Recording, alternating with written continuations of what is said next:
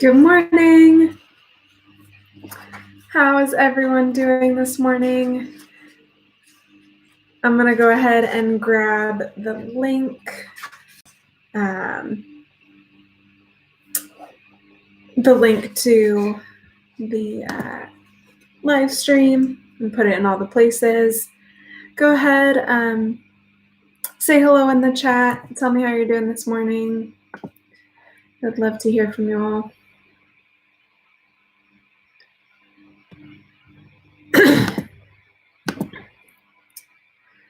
Oh man, I certainly got my coffee a little bit earlier this morning. I'm already almost out, which is a bit of a bummer, but that's all right. Hopefully that means I'll be a little bit more energized, a little bit more ready to go this morning.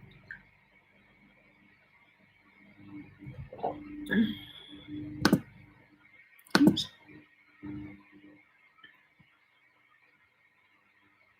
Let's see. Morning, Gunica. Hey, Alicia. Hi, Marissa. How are you all doing this morning?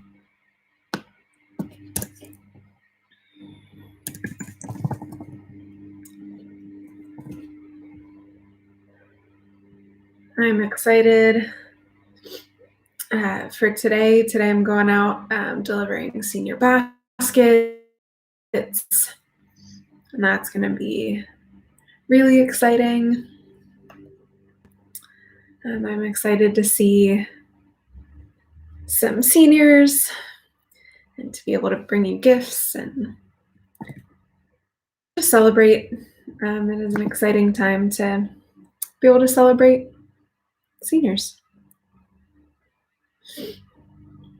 Kunika doing well, awesome. Marissa, excited to get your senior basket. Hey, good morning, Valerie. Yeah, I'm excited to be delivering some. I think it's going to be a lot of fun to get to see some students. I have some that I teach this year on my list. I have some that I haven't taught for a couple years, so I think that'll be fun too. I have a feeling I will be seeing lots of other teachers around. I sort of forget how near to each other all the houses are in Mountain House and how many students we have in each of the neighborhoods. So I think I'll see some teacher friends out and about while I'm out there, which will be fun. The one thing I thought I had everything ready, and then I forgot that I need to go back to my list and check who's taking the AP Calculus exams, because those are today, and it would be a complete disaster if I tried to deliver those baskets during the AP Calculus exam while students are trying to take it. That would be bad. So I need to go back to my list and sort of make two rounds, one that I can do during the AP Calc exam and the other that I need to make sure to avoid at all costs during sort of that 2-hour chunk. Because I don't want to bother them while they're getting ready for the test. I don't want to bother them during their test. I just want to bring them a basket. And that'll be exciting. And then AP Lit test tomorrow. So I'm excited to see everyone this afternoon for our last class together before the exam. I think that's going to be a lot of fun. I'm excited. So I think I'm just going to jump right in this morning. So I'm going to start with our poem for today. It is called Time by Mary Ursula Bethell. So I'll just go for it. Time. Established is a good word, much used in garden books. The plant when established. Oh, become established quickly, quickly, garden. For I am fugitive. I am very fugitive. Those that come after me will gather these roses, and watch as I do now the white wisteria burst in the sunshine from its pale green sheath. Planned, planted, established, then neglected, till at last the loiterer by the gate will wonder at the old, old cottage, the old wooden cottage, and say one might build here. The view is glorious. This must have been a pretty garden once. Oh, I just think that it's such an interesting poem, this idea of planting and planning and establishing and creating and growing, and then over time, the results of that first grow and then they don't.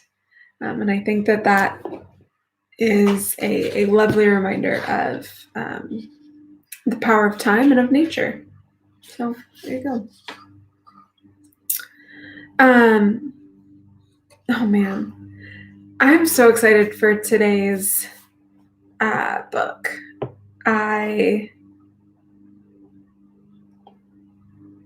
This is a book that I read for the first time in college. And for a long time, it's a book of short stories. And I first really got into short stories through Kurt Vonnegut's short stories. I know I've talked about it before that I like his novels, but I love his short stories. But I'd never really gotten into any other short stories. I had tried to read a book of like O. Henry short stories, some of which were fun and funny. A lot of you, I'm sure, have read Gift of the Magi. But a lot of them I just couldn't get into. And at least the Kurt Vonnegut stories, I all sort of read as one-offs. I found a lot of them by looking them up online, but I never read like a book of them. So this was the first book of short stories I ever read and loved. And it is The Story of Your Life and Others by Ted Chiang. And it is just amazing. Each one of the stories is separate. There's not like a common character or place. There are some common motifs and themes, but they all really do stand alone as separate stories. And I just love them. They continue to stand out to me and to sort of like pop into my head every once in a while. So it looks like there are 2, 4, 6, 8. There are 8 short stories. These are each of their titles. And it's in a lot of ways science fiction, and satirical in tone, but they're just so interesting and fun. So I want to read part of one of the stories, but I'm not sure how much or which one to read. So I'll just read out the titles and you guys can tell me if one of them stands out to you as being one that you would like to listen to. So it's Tower of Babylon, Understand, Division by Zero, Story of Your Life, 72 Letters, The Evolution of Human Science, Hell is the Absence of God, and Liking What You See, a documentary. So if any of you heard one there that you think is particularly interesting, go ahead and just like put it in the chat, I guess. Tower of Babylon sounds interesting. Okay, I'll start with that one. That's the first. That's the first one in the book, and then I'll do Understand. I'll do the first page of each, so you can get a feel of sort of what they sound like. So, Tower of Babylon. Were the tower to be laid down across the plain of Shinar, it would be 2 days' journey to walk from one end to the other. While the tower stands, it takes a full month and a half to climb from its base to its summit, if a man walks unburdened. But few men climb the tower with empty hands. The pace of most men is slowed by the cart of bricks they pull behind them. 4 months pass between the day a brick is loaded onto the cart and the day it is taken off to form a part of the tower. Hilalam had spent his life in Elam and knew Babylon only as a buyer of Elam's copper.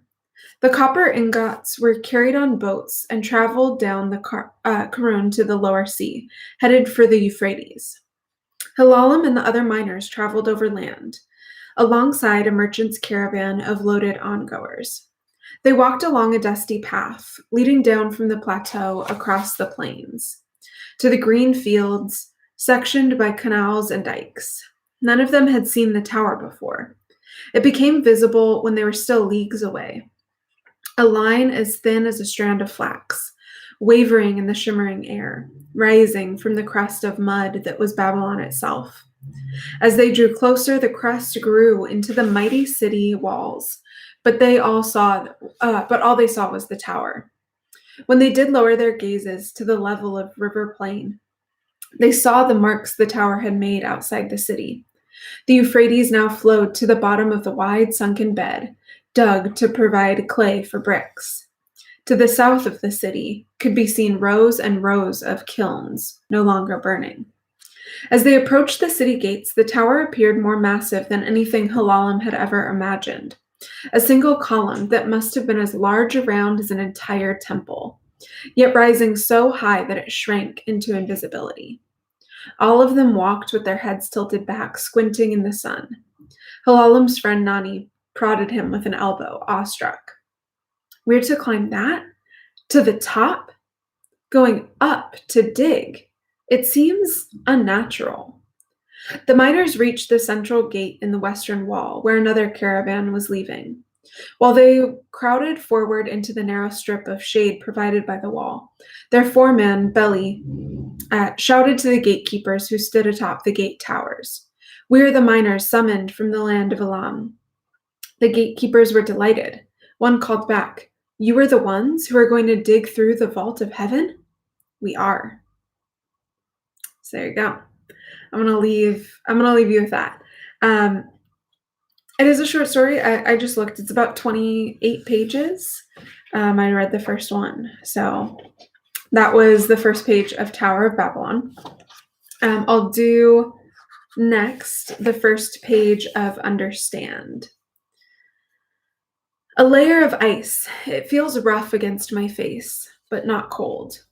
I've got nothing to hold on to. My gloves just keep sliding off it. I can see people on top running around, but they can't do anything. I'm trying to pound the ice with my fists, but my arms move in slow motion, and my lungs must have burst, and my head's going fuzzy. I feel like I'm dissolving. I wake up screaming. My heart's going like a jackhammer.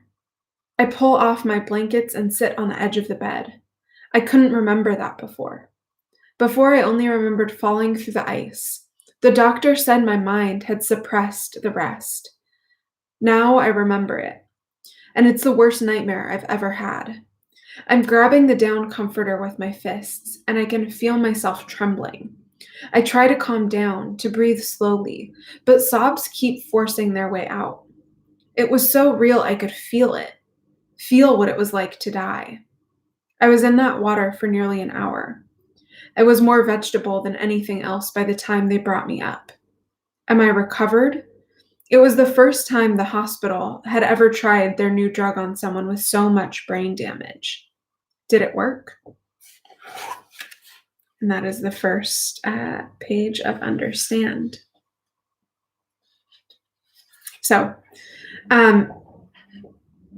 it's a really, really interesting book. It plays in this really complex way with the ideas of time, and religion and the way that we understand the world. Um, and it's just a great book. Each story is, I don't know, I guess like 20-ish pages. Um, and they're all just fascinating and interesting and sort of like stick in your head type stories. Um, so I have it in this like physical copy, but I also was able to um, find it on Hoopla. And on Hoopla, I found it as an ebook or an audiobook, so you could even listen to it. Um, so yeah, it's awesome. I really recommend it. Um, so yeah, there you go. Cool. Well, that's what I had for today. What do you all have for me?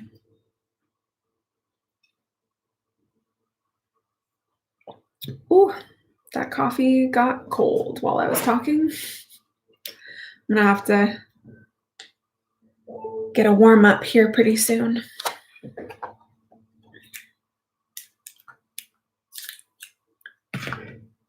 The book is called Stories of Your Life and Others. So, Stories of Your Life and Others by Ted Chiang. Um, yeah, so it's a book of short stories. One of them is called Story of Your Life. So there you go. Oh, hey, Mrs. Garcia. Cold coffee is a no. It's really gross. Yeah, so Valerie, I like iced coffee. I like hot coffee. I do not like the middle ground, which is where my coffee currently is. Um, so I'm gonna have to figure that out.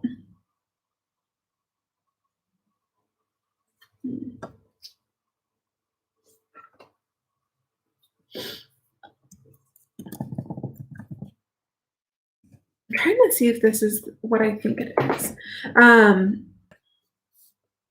No, I never saw that one. So one thing about this book is that it was the basis for the movie Arrival. I was trying to see if I had seen that movie or if I knew what it was, because I couldn't place like which story that would have been based on. But I looked it up. I have not seen Arrival, so I still don't know. One of them, I suppose. What's your go-to coffee at a coffee shop? If I'm going out for coffee, I usually will get a soy latte or a soy vanilla latte. I'm lactose intolerant, so I can't have like any of the good regular drinks anymore. I also love a good cold brew. But especially now, especially while we are at home, I just make my own. I have my husband makes fun of me for this all the time. I have several different ways to make coffee. I just got another new one. It's coming tomorrow. So there's that. Um, at home, I've gotten used to just having like normal coffee with a little bit of creamer in it, and that's it. Um, yeah, I think I've gotten more and more used to just like plain coffee, which is way cheaper. Um, but yeah, yeah, if I'm going out, if I'm getting something hot, a latte, and if I'm getting something cold, a cold brew. Yeah. All right. What else do we got? Thank you. I think they're good choices also. Um,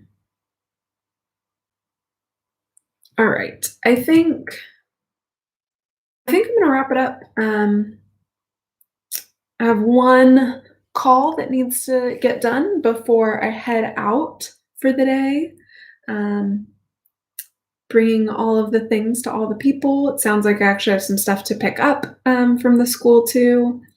So it'll be a big, exciting day out in the world, which is rare nowadays. So it's exciting. I did put on a pair of jeans today that I have not worn at all since, I don't know, it's been months. And they still fit. So that that's a real success. And I am excited about it. Gotta celebrate the little things here in quarantine land. But I hope you all have an awesome day. If you're taking the AP Calculus exam today, good luck. Um, and I may see some of you out and about. Keep your eye on the mean streets of Mountain House. You'll see a bunch of us teachers out and about, um, trying to be senior basket fairies. So I hope you all have an awesome rest of your day. Honors 10, just remember that we do not have Google Meet class today. I need the extra time to be passing out baskets. Seniors, though, we will have our normal class time today. So seniors, I might see you later today. Everyone else, I will see you hopefully back here again tomorrow. I hope you all have an awesome rest of your day. Always remember who you are, what you represent, and to show your Mustang pride. See you later, guys.